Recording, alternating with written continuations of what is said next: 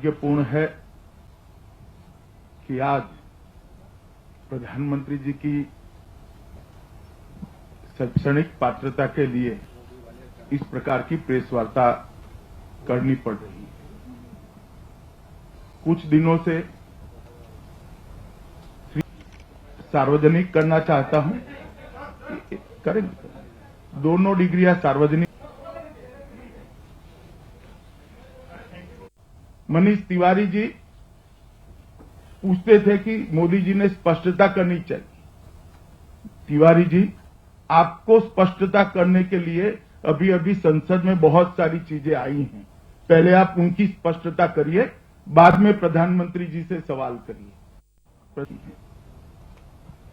मुझे कहते हुए भी बहुत खेद हो रहा है कि इस प्रकार की बात के लिए हमें स्पष्टता करनी पड़ रही है। सार्वजनिक जीवन का स्तर कितना गिराया जा सकता है, इसका अगर कोई एक उदाहरण नजदीक के इतिहास में ढूंढना है तो इसके बरोबर का नहीं मिलेगा।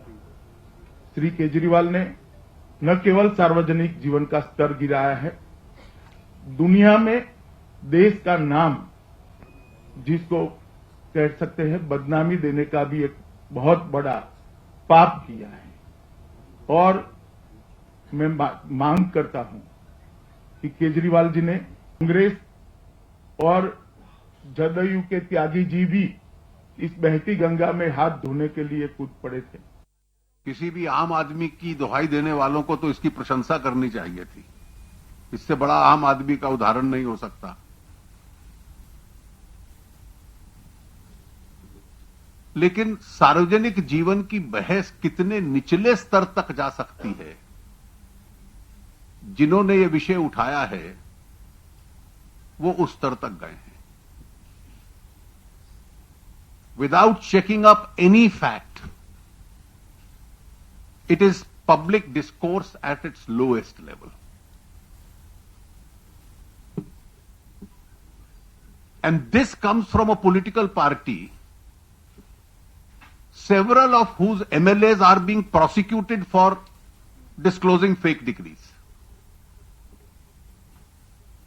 There is no other political party other than the Aam Aadmi Party whose leaders are being prosecuted and investigated for disclosing fake decrees. And such a party should make a baseless allegation. इसके कई पहलू हैं। संघीय ढांचा है, we are a federal nation, और अक्सर ये आता है कि जो फेडरल पॉलिटी है, कई बार केंद्र उसको डोमिनेट करता है तो राज्यों की ग्रीवियंस रहती है।